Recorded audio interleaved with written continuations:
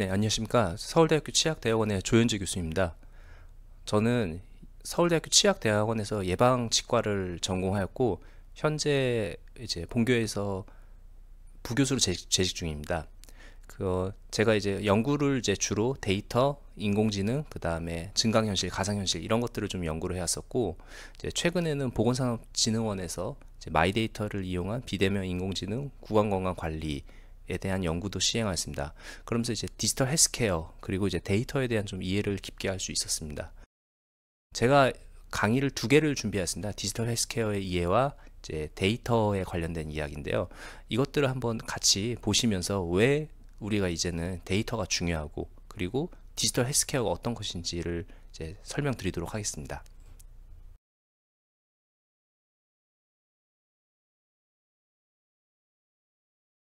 먼저 디지털 헬스케어의 이해에 대해서 이제 말씀드리도록 하겠습니다. 지금 여러분들이 이제 덴탈 헬스 데이터, 이제 치과 코디네이터 과정에서 이제 이것을 지금 들으시고 계십니다. 지금 강의 개요에서 목차를 보시면은 이제 디지털의 이제 정의가 있고요. 그리고 디지털과 아날로그, 디지털 기술과 데이터, 디지털 기술과 산업의 변화, 디지털 기술과 의료의 변화, 디지털 의료 사례 등이 있습니다. 사실 이 디지털 헬스케어의 이해에 앞서서 이런 뭐 디지털의 정의 이런 것이 약간 좀 교과서적인 개념일 수도 있습니다. 그렇지만은 조금 더 이거에 대한 이제 깊은 이해를 위해서는 기존의 디지털과 아날로그의 차이가 무엇인지 이런 것들을 좀 아는 것이 일단 필요하고요. 그렇게 어려운 내용은 아닙니다. 그리고 이제 이 디지털 기술이 데이터라는 것과 어떻게 연결되어 있었는지, 그리고 그 데이터가 디지털 기술이 이제 산업으로 어떻게 영향을 미쳐서 변화를 일으켰는지에 대해서도 이제 한번 말씀드리도록 하겠습니다. 그리고 이제 디지털 기술이 결국에 이제 의료의 변화도 있는데요. 사실 다른 산업에 비해서 이제 이 디지털 의료가 이제 상대적으로 이제 변화를 받은 양 자체는 적긴 합니다. 그렇지만은 이제 그동안 이제 영향을 받으면서 변해온 것도 있고, 이제 앞으로 더 많이 변해갈 내용도 있습니다. 특히 이제 의료가 이제 뭐 많이 들어왔던 얘기지만은 치료보다는 예방 중심으로 가고 있고, 그렇다면 예방으로 가기 위해서는 이런 헬스케어, 그런 건강관리를 어떻게 해야 되느냐, 이런 것들에 대해서 이제 초점을 맞춰서 이제 여러 가지 스타트업이나 아니면 이제 국가에서도 이런 관심을 많이 가지고 있습니다. 그 부분에 대해서 한번 좀 말씀드리도록 하겠습니다. 강의가 이제 너무 딱딱하거나 좀 이제 재미가 없을 것 같아서 좀 제가 여기 동영상 중에 이제 매트릭스 관련된 이제 영상 갖고 왔었습니다. 보시면은 뭐 아날로그와 디지털에 대해서 뭐 예시를 들어봐라면 이제 막연하게 아날로그는 뭐 손편지 이런 걸 떠올리고, 이제 디지털은 뭔가 전자메일 이런 걸 같이 떠올리실 수도 있는데요. 이 교과서적인 정의는 이렇습니다. 사실 아날로그는 이제 연속적인 신호나 뭐 데이터를 다룬다라고 얘기를 하고 있습니다. 예. 그래서 지금 저 이미지에 보시는 것처럼 저기 카세트 테이프가 있죠. 그리고 저희 그림에는 없지만 레코드판, 이런 것들이 이제 아날로그라고 보시면 될 것 같습니다. 아니면 실제 연주자가 이제 바이올리니스트가 이제 연주를 할 때 그걸 이제 녹음을 하게 되죠. 그러면 바이올리니스트가 이제 바이올린을 킬 때 그 자체 그 소리는 바로 연속적인 데이터죠. 어떤 뭐 파동이라든가 어떤 그런 주파수 이런 것들 이제 신호가 우리 귀에 들려서 참 음악이 아름답구나 느끼는 거죠. 그거를 예전에는 저렇게 테이프나 레코드판에 녹음을 했었습니다. 그리고 사실 지금도 이 아날로그 데이터를 많이 또 선호하고 이렇게 잘 쓰는 경우도 있습니다. 예를 들면 이제 좀 정말 좋은 사운드 시스템의 경우에는 레코드판을 쓰고요. 그리고 선을 되게 비싼 선을 써서 그 소리를 아주 유사하게 재현하려고 노력을 하죠. 근데 반면 이제 디지털과 비교를 해보면은 디지털은 그런 어떤 연속적인 값을 0과 1 이진 코드로 바꿔서 표현합니다. 뭐 매트릭스 영화를 혹시 보셨으면 그 처음에 나오는 그런 장면들이 이제 여기에 해당되는 이제 장면 같은 거라고 이제 보실 수 있을 것 같습니다. 이 아날로그 신호를 이제 디지털 형태로 0과 1로 바꾸는 겁니다. 이걸 왜 굳이 이렇게 하냐? 연속적인 신호를 데이터를 전송하고 송수신할 때 사실 신호가 약화되거나 좀 애매하게 신호를 갈 때 아날로그 신호였으면은 그 숫자 자체가 되게 중요합니다. 근데 이거를 이제 디지털로 바꿔놓게 되면요, 나중에 다시 0과 1로 무조건 다시 환산을 하게 되거든요. 그러면 신호가 로스된 확률이 거의 이제 많이 줄어들게 됩니다. 그래서 이제 이 디지털 0과 1로 바꿔서 정보를 표현하는 게 이제 디지털 형태로 이제 변화해서 처리해서 안정적으로 좀 간다고 할 수 있습니다. 그래서 뭐 CD가 음질이 카세트 테이프보다 좋다라고 한 얘기가 이런 곳에서 나오는 겁니다. 예, 이게 제가 조금 예시를 조금 더 쉽게 좀 설명드리면 좀 좋을 것 같은데요. 예를 들면 이제 그런 거지. 컴퓨터에서는 언어를 쓸 때 우리는 십진수를 씁니다. 사람의 손은 손가락이 10개죠. 그래서 어떤 뭐 숫자라든가 어떤 이런 걸 쓰려고 할 때 뭐 저기 7개다, 8개다 이렇게 얘기를 하죠. 근데 컴퓨터에서는 8개라고 팔로 알아듣는 게 아니고요. 그 팔에 해당하는 거를 저 이진 코드에서 변환해서 조합을 하게 됩니다. 0과 1이라는 거를 이제 이용해서 저 조합을 만들어 갖고 이제 뭐 그래서 이제 예를 들면 뭐 16비트, 뭐 32비트, 64비트 뭐 이런 얘기를 들어보셨을 겁니다. 그것들이 나온 이유가 바로 이제 2의 이제 n승에 따라서 나오게 되거든요. 그런 비트로 변환해서 정보를 이제 처리하게 됩니다. 그게 컴퓨터에서는 정보가 로스되지 않고 그걸 안정적으로 전송을 하게 하는 측면이 있습니다.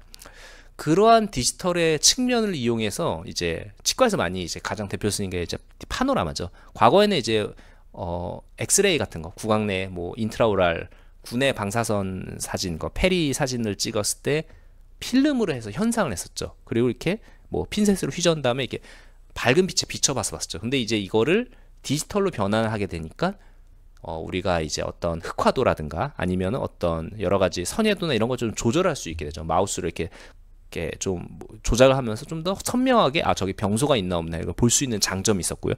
디지털이기 때문에 분실에 대한 걱정이 좀 덜어졌습니다. 그래서 그런 것들을 어느 컴퓨터에서 보게 되는 그런 측면도 있습니다. 사실 요거에 관련된 얘기는 이제 뒤에서 자세하게 다룰 건데 한번 요 내용만 갖고는 좀 딱딱하고 좀 이해가 어려우실 것 같아서 좀 이해를 말씀드렸습니다. 정리를 하면은 그러니까 아날로그는 연속적인 신호입니다. 즉 우리 사람의 손은 뭐 십진수에 해당하는 법 그런 거죠. 온도계라든가. 근데 그거를 디지털에서는 0과 1로 치환해서 하게 되고 왜 0과 1로 바꾸냐? 그건 데이터를 전송하고 받을 때 신호가 약화돼서 예를 들면 9라고 보냈는데 그게 나중에 8로 오는 게 좀 걱정된다든가 이랬을 때 0과 1로 바꿔놓으면 확실하게 나중에 신호가 약하게 와도 다시 0과 1로 재현할 수가 있기 때문입니다.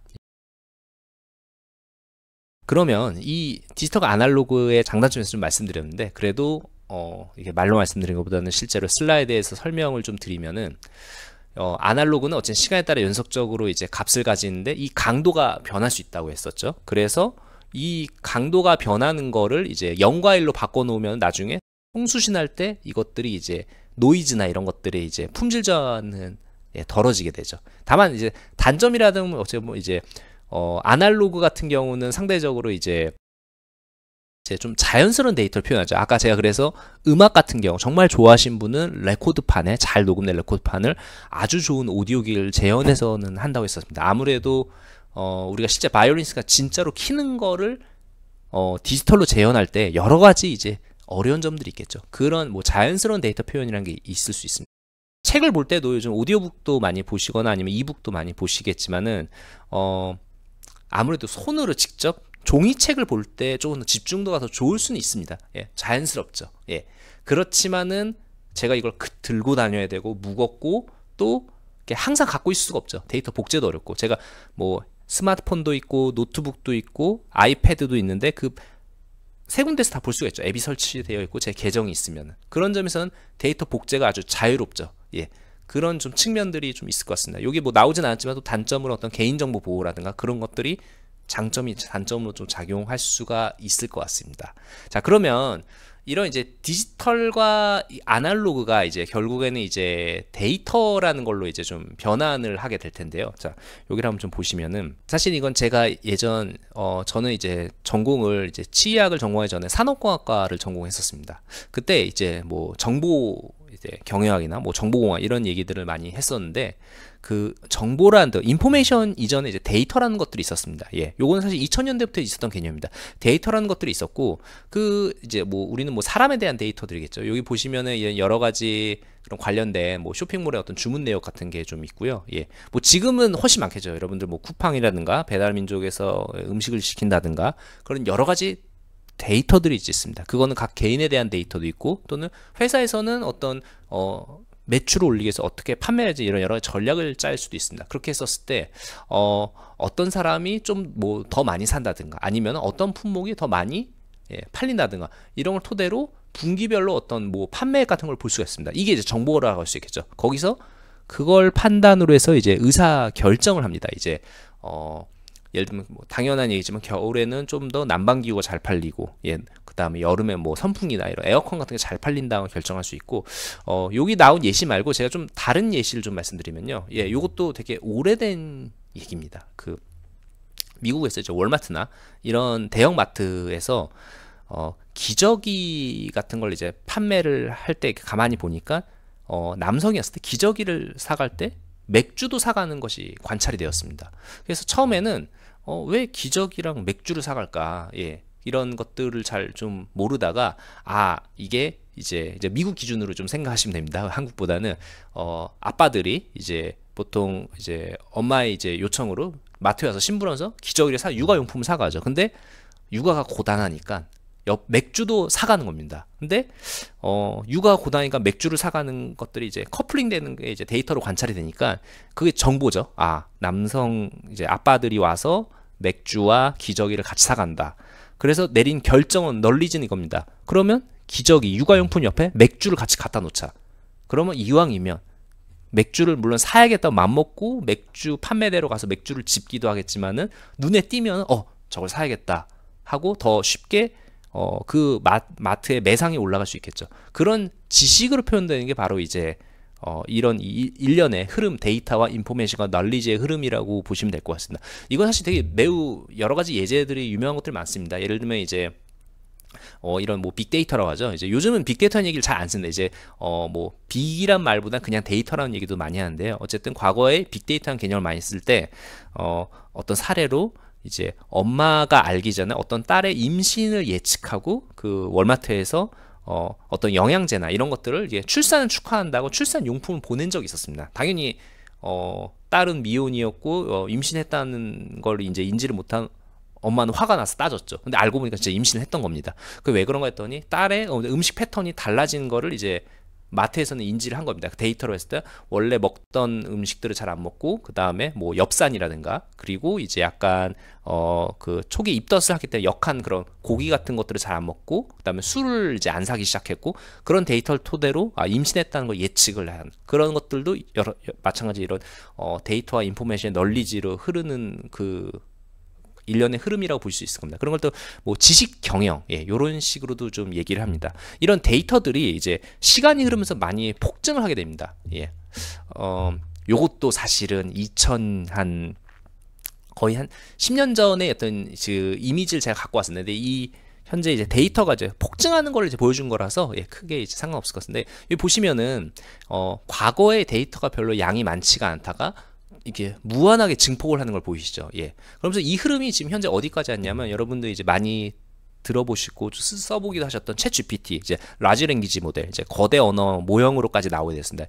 데이터가 많아지니까 과거에는 뭐 데이터가 이렇게 많지가 않으니까 이런 것들을 뭐 생성 처리, 저장 및 관리, 전송 이런 것들 보안이나 이런 거에 대해서 많이 고민을 안 하다가 아까 뭐 임신을 예측한다는 거 하는 것처럼 그건 사실 되게 중요한 개인 정보거든요. 그런 것들에 대해서 고민을 많이 하게 되었고 사실 요게 더 나아가 지금 이제 이거를 AI 쓰게 되니까 어떤 윤리, AI에 대한 윤리나 철학을 고민하는 시점까지 왔습니다. 그러니까 디지털로 인한 이 변화가 엄청난 거죠. 사실 이 중간에는 어떤 스티브 잡스가 만드는 그 스마트폰이 주도한 시장도 있었죠. 여러분 10년 전만 상상하셨어도 쿠팡이라는 회사가 이렇게까지 잘 클 거라고 예상을 아마 많이 못 하셨을 거고요. 그리고 10년 전에 한 뭐 스마트폰이 태동했던 2010년대 그냥 생각했을 때 이제 뭐 전자상거래 이런 거 있었는데 그런 회사가 기존의 이마트나 이런 걸 뛰어넘을 수 있을 거라고 상상도 못 했을 거고 사실 인터넷으로 물건을 사고 판다는 게 좀 그때는 말도 안 되는 세상이었습니다. 이게 신뢰할 수 없는 어떻게 사냐 이런 여러 가지 했었는데 이 데이터들이 그런 거를 자유롭게 생성하고 처리하고 저장 관리가 되고 전송이 될 수 있는 기반이 만들어지면서 현재 이런 디지털 우리가 이제 그 시스템에 현재 들어와서 살게 되는 측면이라고 보실 수 있을 것 같습니다. 이렇게 데이터가 폭증해서 늘어난 것들이 이제 어떤 식으로 이제 시장에 영향을 이제 미쳤냐면 한번 다음 슬라이드를 한번 좀 보시면요. 여러분 요 딱 봤을 때 요 그냥 그림이 먼저 눈에 들어오실 테니까요. 요 알파고 요거 보시죠. 요게 2010 이제 뭐 4년 5년 요때 이제 그 대국을 이제 알파고가 이제 바둑기사들과 했었고 그때 이세돌과도 대국을 했었죠. 딱 한 번 이겼었죠. 근데 이 알파고가 나오게 된 그 배경 중에는 이제 뭐 딥러닝이라고 해서 많이 들었잖아요. 뭐 심층학습에서 인공신경망 AI의 그 발전이 있었고요. 근데 그 AI 발전에는 사실 여러 가지 또 히스토리나 역사가 있습니다. 지금 제가 위에 갖고 있는 그림 단순한 그래프가 아닙니다. 보시면은 요 그림에서 이렇게 쭉 보시면은 과거에 어떤 이미지넷이라고 해서 막 여러 가지 막 한 꽤 몇백 가지에 되는 이게 새, 뭐 고양이, 사슴, 열차, 철도, 자전거 이런 수백 가지의 예시가 들어간 사진이 있고요. 그 사진을 누가 더 잘 맞추냐 이런 대회들을 열었었습니다. 그런 대회들을 열었었고요. 그렇게 대회들을 열었을 때 사실 이제 그 전에 저런 알파고에서 썼던 딥러닝 기반으로 했었던 그런 인공신경망 알고리즘을 쓰기 전까지는 오류율이 상당히 높았었습니다. 지금 저 파란색 같은 것들이 이제 기존의 뭐 대회에서 우승했던 그런 오류율들을 이제 좀 얘기를 하고 있는 건데요.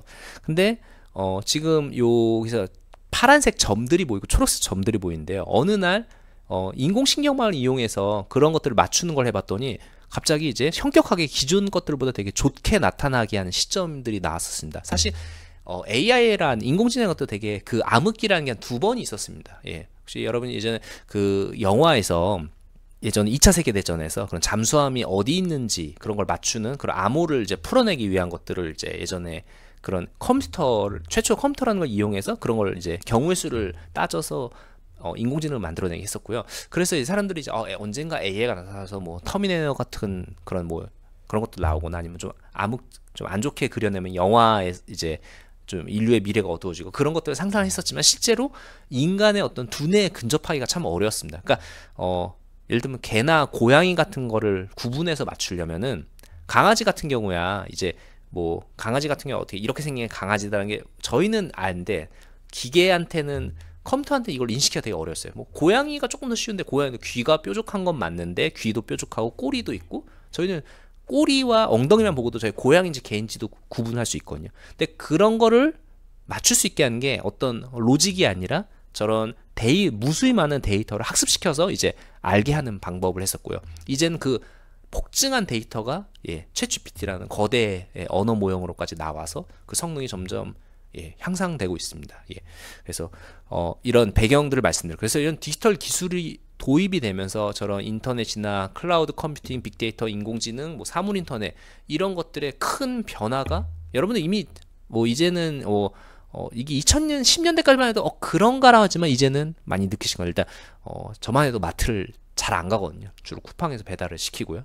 그리고 음식도 많이 배달시키고 그런 측면들이 있고 뭐 제조업이나 소매업에서도 많이 달라진 게 있고요. 지금 3D 프린팅 이런 기술도 지금 당연히 제조업 많이 쓰지만 최근에 이제 구강외과에서도 수술하는 것들이 많이 달랐습니다. 구강외과에서도 과거에 이제 재건을 할 때 어떤 손이 좋은 사람의 감에 맞춰서 이제 예를 들면 아간면 쪽에 이제 손실이 일어난 경우 뭐 이제 사고나 아니면 캔서 암으로 인해서 그런 것들을 이제 밑에 있는 다리에서 이렇게 티비아나 이런 다리에 있는 뼈를 이제 채취해서 그거를 해서 재건을 하는데 그거를 뭔가 기계를 이용해서 훨씬 더 정교하게 기존의 모양에 맞게 스캔해서 넣는 그런 작업들이 이제 지금 현재 하고 있고요. 그리고 금융에서는 여러 가지 이제 뭐 보안이라든가 그 다음에 이런 디지털 뱅크 요즘은 거의 은행을 잘 안 가죠. 이게 뭔가 특별한 그런 게 아니면은 이렇게 이체할 때도 그렇고요. 그리고 산업혁신에서는 개인화된 서비스 이런 것들이 유튜브를 예를 들면 될 것 같습니다. 요즘 TV를 잘 많이 안 본다고 하더라고요. 저도 많이 그 기존의 케이블이나 공중파는 잘 안 보고요. 그냥 집에 애플 TV 놓고 필요한 뭐 유튜브나 이런 것들을 보게 됩니다. 그리고 유튜브를 볼 때도 유튜브에서 같은 검색을 넣어도 사람마다 뜨는 컨텐츠가 다르게 나옵니다. 개인화된 알고리즘이 제공되는 거죠. 그럼으로 인해서 과거에는 없었던 그런 여러 가지 각자의 관심사에 있는 컨텐츠들이 나오고 그걸 이용해서 돈을 벌게 되었습니다. 어떻게 보면 이제 어떤 방송국이 과거에는 PD가 독점을 하고 있었죠. 그 어떤 거의 방송국의 어떤 PD 분이 거의 한 1000만 유튜버에 가깝다고 봐야겠죠. 1000만 구독자 수의 유튜버의 파워를 갖고 있다가 그것들이 분산이 되었던 측면이 좀 있는 것 같습니다. 그리고 이런 것들이 이제 산업에서 또 운영 효율성도 증가를 시키고요. 이런 프로세스 자동화, AI가 나오면서 기계화 시키고 데이터로 오류를 찾아내고 생산성 향상하고 신규 비즈니스로 이제 뭐 구독 이런 것들을 많이 구독 서비스라는 공유경제 이런 것 데이터 기반의 이런 것들이 좀 나오게 되었습니다. 뭐 이따 뒤에서 뭐 말씀드렸지만 뭐 눔이라든가 이런 여러 가지 다이어트 건강 관리에 관련된 것들이 좀 있습니다.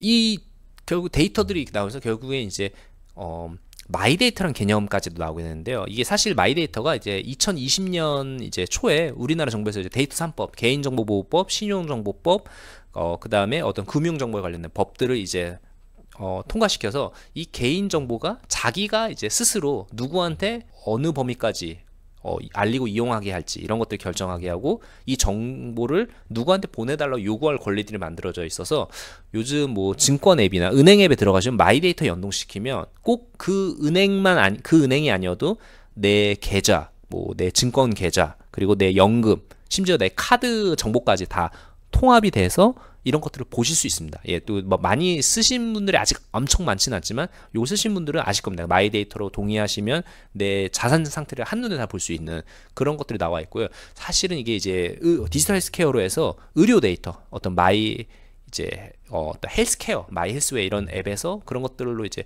같이 결합하고 있습니다. 결국 디지털 이제 헬스케어라고 하죠.